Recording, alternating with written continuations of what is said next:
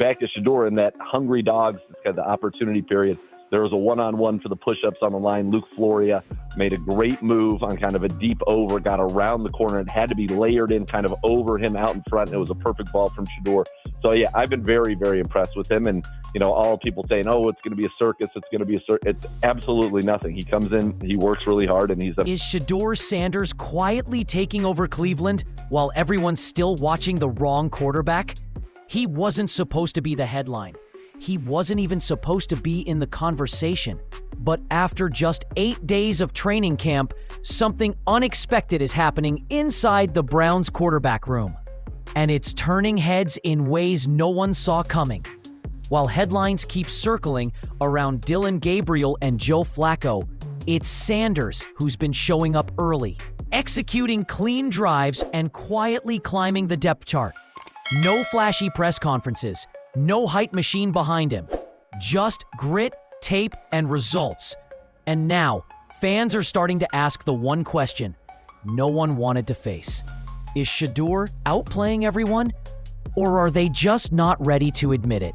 Wyatt Teller and DeJuan Jones and Conklin and Posick and these guys out there, he doesn't have Judy and Njoku. He's playing with the second-team offense against Myles Garrett and Denzel Ward and Schlesinger and all these guys.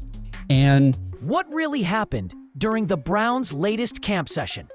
What are reporters seeing that isn't being talked about on ESPN? And why might one unexpected quarterback become Cleveland's biggest storyline before preseason even begins?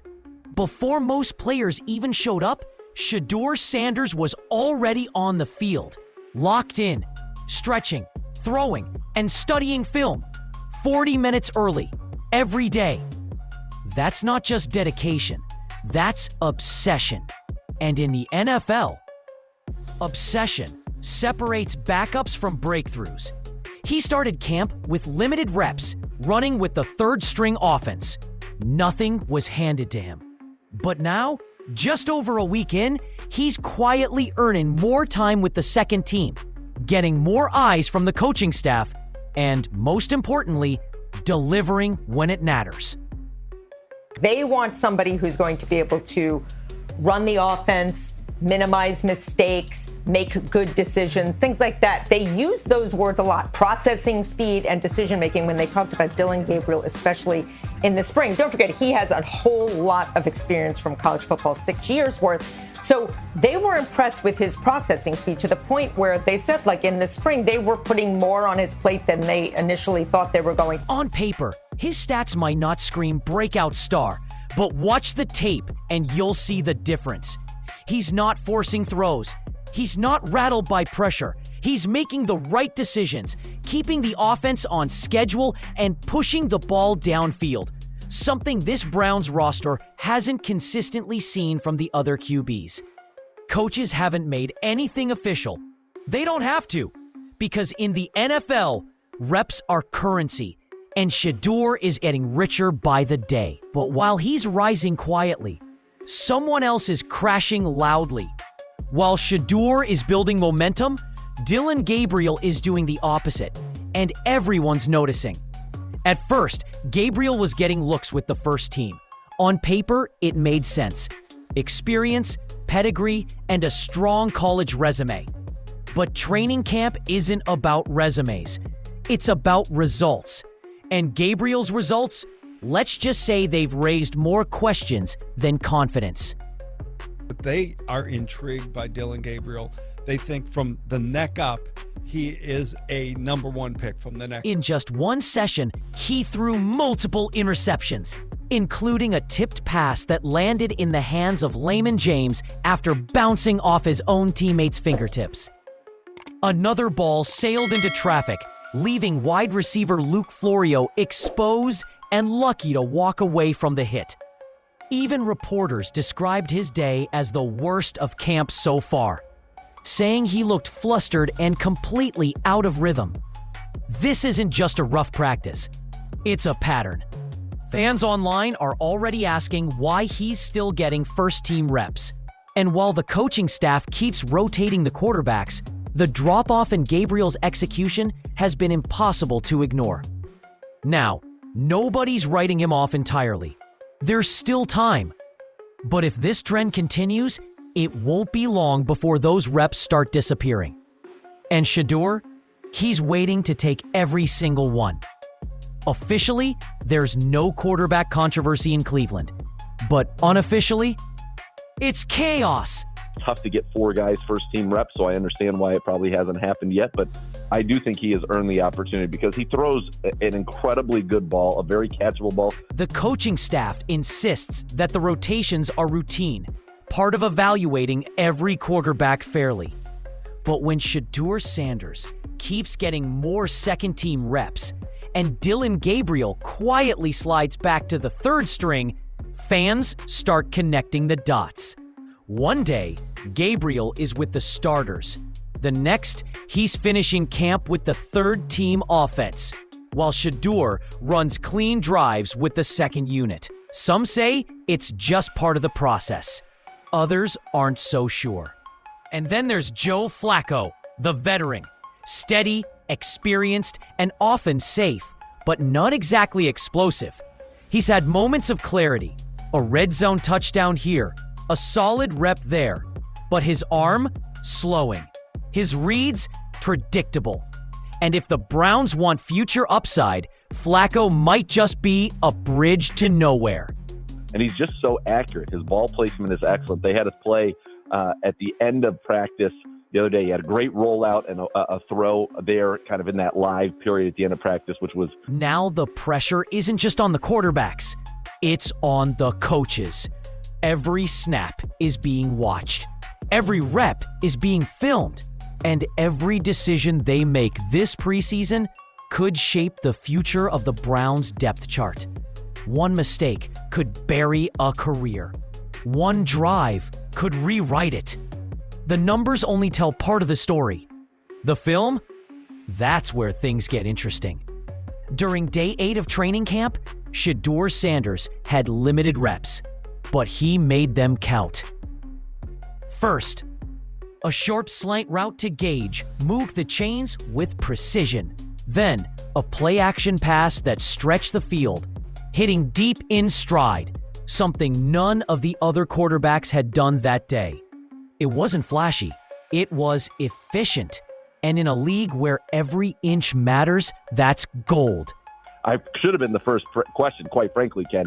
Can you believe there was a live tackling period in the Kevin Stefanski training camp? Amazing. Yes, I told you guys months ago that this was going to be a much different camp, and certainly it already is. But Joe Flacco had a mixed outing. He connected for a red zone touchdown, a smart veteran play. But moments later, he threw a near pick to Greg Newsome, who couldn't quite come down with it. Solid, but shaky. You can see the experience and the age. Then there was Gabriel. Another tipped pick. Another forced crossfield throw that nearly got his own receiver flattened. One observer said he was throwing appointments to the hospital. And honestly, it wasn't far off. His reads were late, his pocket presence jittery. It was the kind of session that makes coaches nervous. But while others struggled to settle in, Shedeur looked comfortable, calm, ready. And the whispers started getting louder. You don't need a press pass to see what's happening. Just scroll through the comments. Fans are starting to say the quiet part out loud. Why is Gabriel still getting first-team reps? Shedeur looks more polished every time he touches the ball. QB 12 is passing him, and it's not even close. And it's not just fan talk anymore. Reporters on the ground are echoing the same concerns. One beat writer flat out called Gabriel's performance the worst I've seen from him all camp.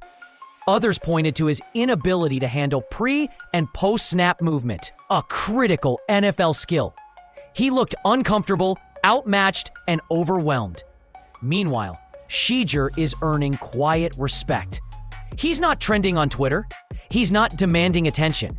But his name keeps coming up in scout conversations, in sideline whispers, and now in fan predictions.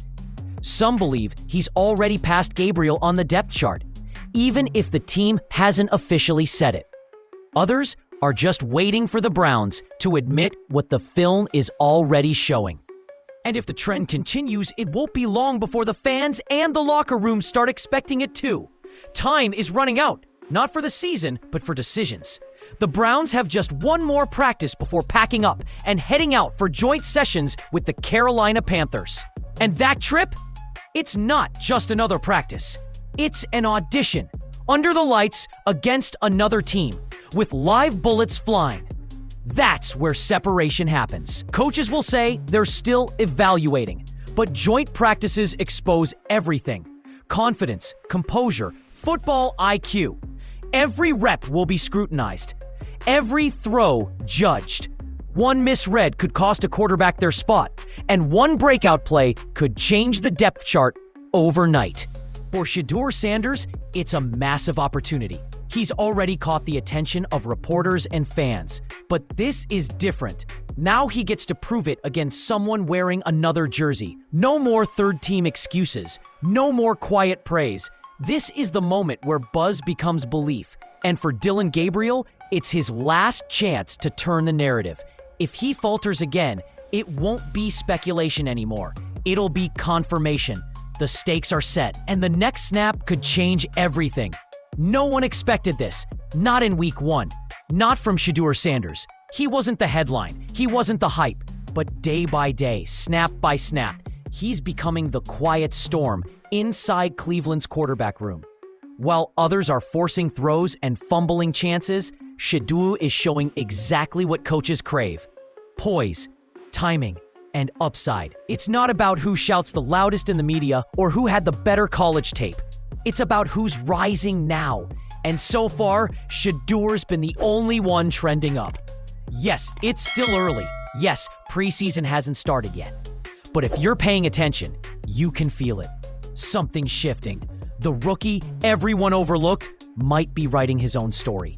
And it doesn't involve waiting quietly on the bench. Because sometimes, the guy you didn't see coming is the one who changes everything. And with joint practices just days away, that story is only getting started.